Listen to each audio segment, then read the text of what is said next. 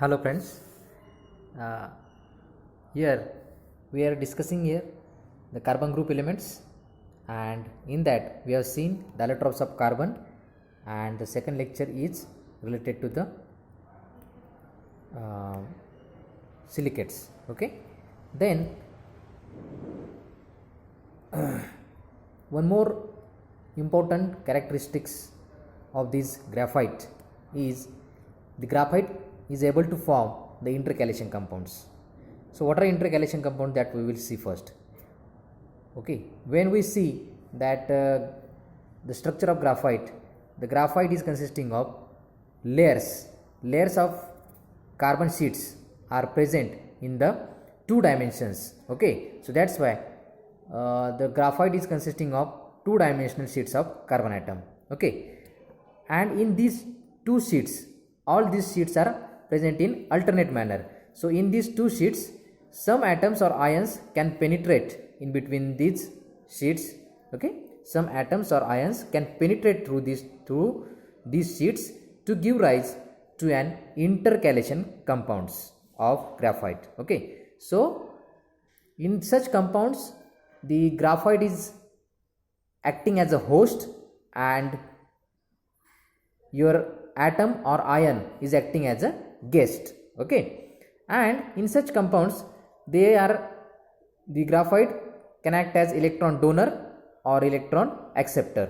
So both oxidizing and reducing property can be seen in case of these intercalation graphite compounds. Okay, for example, KC8. So this is one of the best example for the intercalation graphite compounds. In this, C8 means there are 8 carbon atoms sheet, okay, present in the graphite sheet, structure, and that one potassium atom or ion, it is get incorporated in between the graphite sheets. Okay, so this is one of the example of KC8, that is intercalation compound. Okay, the potassium atoms reduce graphite by donating their valence electrons. So potassium has only one valence electron, and that valence electron is get donated by that potassium atom to the graphite. Okay, and it becomes K plus. Okay, and this electron is get donated to the empty orbital of the pi band, and resulting K plus ions penetrate through these sheets in between the layers of graphite, and hence we can see that, or we can say that this is one of the redox reaction or redox process. Then reaction between graphite and potassium vapors in a sealed tube. Okay, what is a sealed tube? Sealed tube is a very hard glass tube, and it is used for the reaction which can be done at high temperature. Okay, so at 300 degrees Celsius in a sealed tube, when the vapors of both compounds, that is graphite and potassium, are react together, then there is a formation of a KC8 molecule. Okay, then in this KC8 structure, so we have seen the structures, that is K plus ions lie in a ordered array. What is meant by ordered array? So just like crystal structures. Okay, so K plus ions are present in a systematic array in these graphite sheets. Okay, such binary compounds of carbon with metal and metalloids are called as carbides. Okay, so KC8 is one of the type of carbide. So what are carbides? Alkali metals and metalloids, when they are forming a binary compound with graphite, okay, or let us say carbon, okay, then such compounds are called as carbides. The electron added to the band are mobile. Okay, so the electron added to the empty pi band of the graphite is mobile, and hence such graphite intercalated compounds are having high electrical conductivity. This is one of the reason that intercalated graphite compounds have high electrical conductivity as compared to the pure graphite compound. Okay, then oxidation of graphite. When graphite is heated with a mixture of sulfuric acid, that is HTSO4, and nitric acid, HNO3, okay, electrons are removed from the pi band. Electrons are removed from the pi band of the graphite sheets to form graphite bisulfates. Okay, so electrons are removed means electrons are lost by the graphite, so that's why it is an oxidation process, and it is nothing but oxidation of graphite. When it is happen, when we heat a mixture of sulfuric and nitric acid, okay, with graphite, okay, in this reaction electrons are removed from the pi band of graphite, and HSO4 minus ions penetrates, HSO4 minus ions, that is sulfate ions, penetrates, bisulfate ions penetrates between the sheets of graphite to give a substance of formula C24 plus. So this is a complex cation C24 plus. So 24 carbon atoms are having a positive charge, and SO4 OH minus, okay. So such substances are having the bisulfite, graphite bisulfite compounds. Such compounds have high electrical conductivity than pure graphite. When graphite bisulfates are treated with water, the layers are disrupted. Okay. When this water is removed, a highly flexible form of graphite, which is known as graphite tape, is used to make sealing gaskets, valves, brake linings, etc. Okay. Then some halogen atoms such as fluorine, chlorine, and iodine can also form the different types of compounds with halogens, okay. Let us see the graphite fluoride. So halogens show alternation effect to form intercalation with graphite. So different type of effect can be observed with the help of halogens, okay. So graphite sheets with fluorine, graphite reacts with fluorine to form graphite fluoride, which is non-stoichiometric species, having the formula CFN, where N lies in between 0.59 to 1, okay. So N reaches to 1 from 0.59.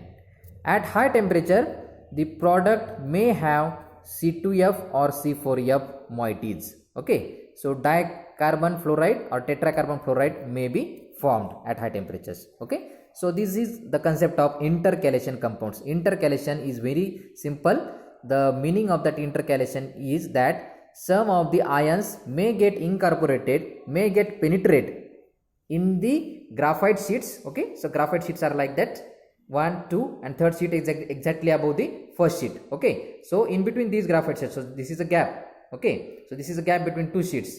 We have seen the structures of graphite, and in between these sheets, as there is a gap, just like crown ethers, the concept is same. Just like crown ethers, the graphite, the potassium ions or some metal cations may get incorporated, may get penetrated, and due to this there is a formation of such intercalation compounds, okay. Now the next point is silicates.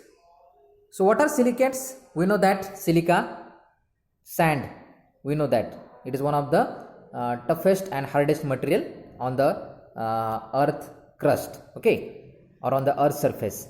So these silicates are the minerals containing silicon and oxygen in tetrahedral units, okay. So silicon has the highest or strongest affinity towards the oxygen, and when this silicon is present in tetrahedral manner, tetrahedral units, that is SiO4 4 minus units, okay, such units which are when they are linked together, then they are forming several different patterns, and these are nothing but silicates. Mind well, silicates are nothing but different SiO4 4 minus, 1 silicon, 4 oxygen, having 4 negative charge on 4 oxygen atoms, okay. So SiO4 4 minus units, they are all linked together, joined together, and they are forming a different patterns. These different patterns are known as silicates, okay. So depending on the in which way or in which manner the tetrahedral units are linked together, the silicates are classified into the following types. Okay, so basically there are 7 different types of silicates are there. First one is called as orthosilicates, second one is called as pyrosilicate, then cyclic silicate, chain silicates, double chain silicates, sheets, and 3-dimensional silicates. Okay, let us see one by one all these silicates. So let us first the orthosilicates. So what are orthosilicates? They are also called as Neso or island silicates. Neso or island silicates. These are the simplest silicates in which they contain discrete SiO4 4-, SiO4 4- that we are discussed in definition. Okay, so all these SiO4 4- sheets, 4- tetrahedral units are okay, so this is nothing but a orthosilicates or simplest silicates. Okay, or Neso island silicates. The basic structural unit of orthosilicates unit is shown in this diagram. Okay, so look at the diagram. The central atom is silicon. It is tetrahedrally bonded to 4 oxygen atoms, and each oxygen atom is having one negative charge. Okay, and that's why it is having SiO4 4-. All bonds are covalent bonds. The bonding between Si and O, that is silicon and oxygen, is covalent bonding. Okay, the orthosilicate ion is strong conjugate base of weak orthosilicic acid, as well as it is not persist in aqueous solutions. Okay, hence in nature orthosilicate minerals are rare. They are very rare and only found with cations, which are highly insoluble salts. Okay, so they are generally formed in the cation salt form. Okay, they are in combination with the cations and SiO4 4- with the anions. Okay, so on the left hand side, this is the side view of this SiO4. It is just like the tetrahedral methane molecule, just like structure. Okay, center carbon and with 4 hydrogen atoms at the 4 corners of a regular tetrahedron. Okay, so similar structure can be drawn for the silicon. Only change the center carbon by silicon and the corner hydrogen atoms by the O- units. Okay, and on the right hand side, the top view is visible. Okay, and the top view is on that top view a triangle can be seen. Okay, and the 4th oxygen atom and the silicon are coinciding from the top view. Examples are there. The first example is phenacite, which is also known as phenakite. The formula is Be2SiO4. Be2SiO4. Okay. Second example is willemite, Zn2SiO4. Okay. One note is there. The beryllium 2+ and Zn2+ ions are tetrahedrally surrounded by the oxygen atoms of silicate. Okay. So the structures can be imagine by this structure. Okay, or note. Okay, then next one is the pyrosilicates. So pyrosilicates, they are also known as sorosilicate or disilicates. So di means 2. Okay, so what does it mean? It contains Si2O7 6-, Si2O7 6- ions, which are formed by joining 2 tetrahedral SiO4 4- units. Okay, so when 2 SiO4 2- units are joined together, okay, so one oxygen atom is common in both of these tetrahedral units. Okay, and hence the formula is not Si2O8. The formula is not Si2O8. It is Si2O7 6-. Okay, and the structure is shown in this figure. Okay, so the 2 tetrahedral units are joined together. For example, thortveitite, the formula is Se2 scandium 2 discandium Si2O7. Okay, then the third one is cyclic silicates. So cyclic silicates contain SiO3N 2N-, SiO3N 2N- ions, which are formed by linking 3 or more tetrahedral SiO4 4- units cyclically. Okay, so this is a cyclic silicate. Okay, and each unit shares 2 oxygen atoms with other units. So each unit is sharing two oxygen atoms of the SiO4 4 minus units with the adjacent or neighboring units. Okay. Example is benitoite. Okay. The formula is BaTiSiO3 3. Okay, containing 3 tetrahedra arranged cyclically. The picture is shown in front of you. Okay. Then the fourth main type is chain silicates. Okay. So as this name indicates that these chain silicates, or they are also called as pyroxenes, contain SiO3 and 2N minus ions, which are formed by linking n number of tetrahedral SiO4 4 minus units linearly. In linear fashion they are joined together. Okay, so each unit shares two oxygen atoms. With the neighboring units or with other units. Okay, so examples are spodumene LiAlSiO3 twice. Okay, and deposite. Okay, then the fifth one is double chain silicates. So fourth one is chain silicates, and it is known as double chain silicates. They are also known as amphiboles. The general formula is Si4O11N 6N minus. Okay. So in this case, in these structures, there are two types of tetrahedra are visible. Okay, those containing 3 vertices and those sharing 2 vertices. So two types of tetrahedral units can be visible here. So one type is they are sharing 3 vertices or 3 oxygen atoms, and other are sharing only 2 vertices. Okay, so the structure is shown in front of you, and the best example is asbestos. We are familiar with this asbestos. Okay, and another example is tremolite. Okay, the formula is Ca2Mg5Si4O11 twice OH twice. Okay, the sixth type is called as sheet silicates. Okay, so general formula of sheet silicates is Si2O5N 2N minus. They are also known as pyro or two-dimensional silicates. They are also known as 2D, two-dimensional silicates. Okay, the structure is in front of you. Okay, each SiO4 tetrahedron shares 3 oxygen atoms with others, and thus by forming two-dimensional sheets. So it is just like a graphite. So graphite is just two-dimensional sheets. Okay, and the tetrahedron units are repeating in two-dimensional array. Okay, so these layers are held together by the van der Waals forces, just like graphite. Okay, and the best examples are talc. Talc means we know that powder, the talcum powder, we know that. What is talc? Okay, it is nothing but a silicate of magnesium. Okay, magnesium silicate is there. Then micas, we are also familiar with these micas. Okay, so general formula is X2Y426 Z8O20. Okay, so what are X, Y and Z? They are given here. So X is potassium, sodium or calcium, Y is either aluminum, magnesium or iron, and Z is silicon or aluminum.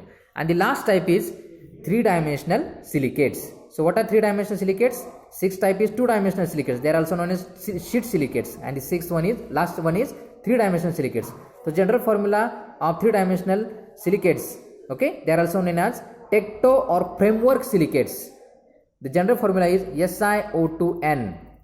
SiO2N.